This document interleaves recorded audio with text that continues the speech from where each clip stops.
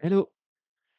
Si tu as déjà eu cette sensation d'avoir trop d'idées en tête, mais de rester figé, si tu as l'impression que ton cerveau tourne en boucle et que tu te juges sans cesse de ne pas avancer, si tu es fatigué mentalement, émotionnellement, mais que tu ne sais pas comment sortir de là, alors cet épisode est pour toi. Bienvenue dans le passage à l'essentiel. Je suis Sébastien, coach diplômé, et non, je ne vais pas t'apprendre à faire plus. Je suis là pour t'aider à faire juste. À sortir de ce qu'il faut pour aller vers ce qu'il te faut. Écouter ce qui compte vraiment et trouver l'élan d'avancer à ta façon. C'est un peu comme si ton intuition avait pris un micro et décidé enfin de te parler franchement. Alors, installe-toi tranquillement, respire un bon coup et c'est parti pour l'épisode du jour. Je me souviens très bien de cette période. J'étais au tout début de mon activité de coach. L'envie était là, claire, puissante même, mais l'action, elle, elle venait pas. Je passais des heures à réfléchir et est-ce que je m'adresse aux créatifs, aux hypersensibles, aux débordés, aux entrepreneurs, aux artistes? Je remplissais des carnets entiers, des pages de mind map, je me faisais des croquis, des listes, des idées, mais à la fin de la journée, bah, il y avait rien. Rien de concret, rien de posé, rien qui pouvait être fait, dans une réalité. Juste cette sensation d'avoir la tête prise dans un entonnoir. Et c'est là que j'ai compris que je pouvais plus faire semblant d'avancer. Il fallait que je regarde en face, ce qui se jouait vraiment, quoi. Le truc, c'est que le trop plein peut paralyser plus que le vide, en fait. On croit souvent que le blocage, c'est l'absence d'idées. Mais moi, j'en avais trop, tellement que tout s'entrechoquait, rien qui se déposait. Et au moment d'un moment, mon corps a parlé. Je commençais à sentir des tensions dans la poitrine, la tête lourde, une fatigue mentale qui passait pas malgré les nuits, malgré le sommeil. J'étais, avec le dos complètement, coincé, les muscles douloureux. Et toi? Peut-être que tu connais ça toi aussi, hein? Ce moment où tu te juges de ne pas avancer, de pas en faire assez, alors qu'en la réalité, soyons clairs, tu es juste submergé, quoi, hein. C'est pas une question d'inactivité, en fait, c'est juste, en fait, d'être noyé dans le mental, noyé dans les idées, noyé dans les options, sans savoir laquelle choisir ou vers laquelle aller. Et de se dire, ben, si je choisis l'une, ben, je dois renoncer à l'autre et de se dire: «Si je fais le mauvais choix, ben, je vais encore perdre plus de temps, je vais encore perdre plus d'énergie», quoi. Pour moi, c'était pas un problème de stratégie, c'était un problème de regard, en fait. Ce qui m'a débloqué, c'est pas une méthode miracle, c'est pas une façon de faire particulière, en fait, c'est le regard extérieur d'un coach qui m'a dit un jour: «Sébastien, toutes les personnes que tu veux aider, elles ont un point commun, elles sont bloquées dans l'action». Et là, ça m'a frappé parce que c'était exactement moi, ce que je vivais aussi. Et c'est le fait d'avoir eu quelqu'un qui observe ça, qui n'était pas dans mon contexte, qui n'était pas avec mes choix, qui m'a permis d'avoir cet éclairage. Et j'avais pas besoin d'une étiquette marketing, j'avais pas besoin d'avoir des outils particuliers, non, j'avais juste besoin de retrouver mon vrai fil, accompagner celles et ceux qui, comme moi, se sentent bloqués malgré toute leur bonne volonté. Et de la bonne volonté, on a. Ça fait aucun doute là-dessus. Faire des choses, tu le veux, ça fait aucun doute là-dessus. C'est de décider qui peut être vraiment problématique en fonction. Ce que j'ai compris, moi, sur la paralysie intérieure, sur le fait de ne pas pouvoir avancer, de tourner en boucle dans sa tête, c'est c'est un truc que je vais te raconter d'une époque où je gérais une flotte de camions. Mon patron me rabaissait chaque jour. «Tu nul! C'est une erreur de débutant! Ah, t'as encore oublié ça!» Encore et encore.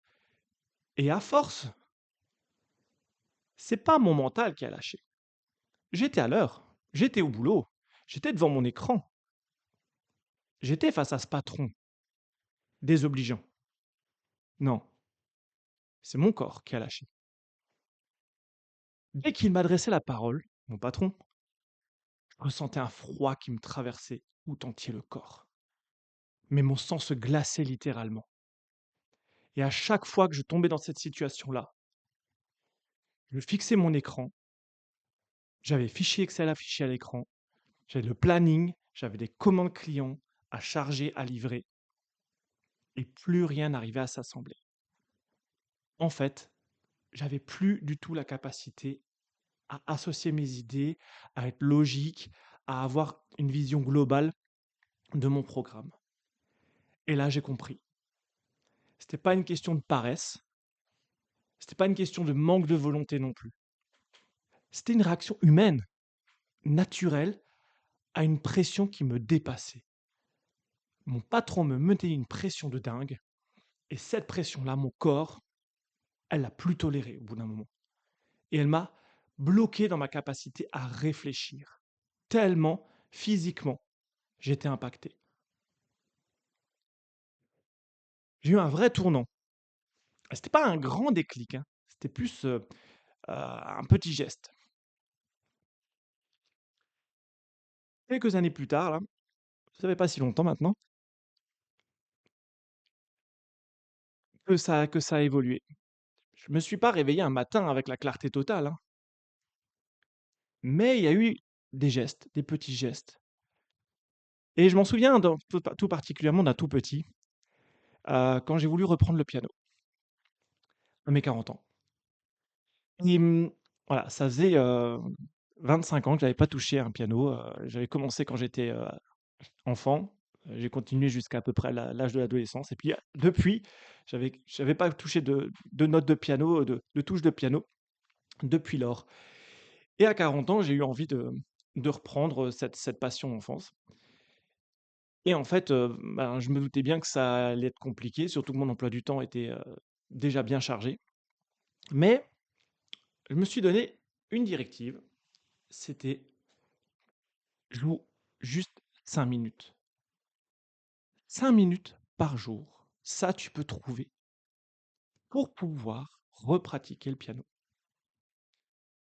Pas pour, réussir, hein, c'était pas une question de prouver quoi que ce soit, c'était juste pour pouvoir revivre ce lien à la musique qui m'avait, tant attiré quand j'étais enfant. Juste pour retrouver ces sensations, hem, de réapprendre, de refaire quelque chose qui était, doux à mon oreille, qui me donnait envie. Et c'est ça qui a tout changé, en fait. C'est le fait de m'autoriser de faire un micro pas. Je me suis pas dit: «C'est j'ai repris un piano, il faut que je m'y mette pendant 1 heure tous les soirs, ou tous les 2 jours pour absolument réussir ci ou ça». Non, je me suis juste dit: «J'ai envie de faire ça et je vais le faire de façon douce et posée». Et ça a été le vrai passage à l'action pour moi. C'est là que ça a débuté. Parce qu'en fait, comme c'était pas trop violent, je me suis dit: «OK, c'est pas angoissant, c'est pas anxiogène, c'est juste, en fait, compatible avec mon emploi du temps et ça correspond à une envie que j'ai envie de nourrir».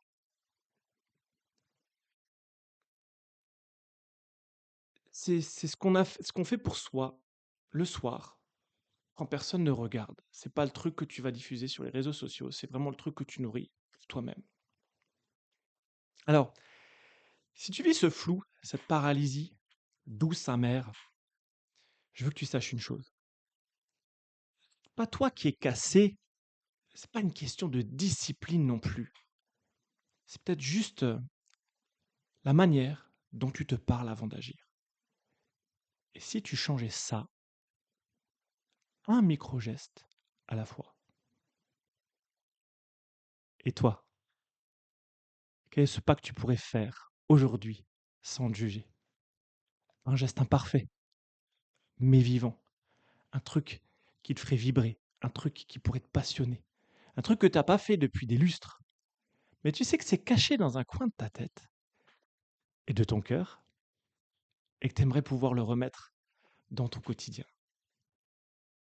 Si cet épisode t'a touché, partage-le à une amie qui, elle aussi, peut-être se sent figée. Merci d'avoir pris ce temps pour toi. À très vite.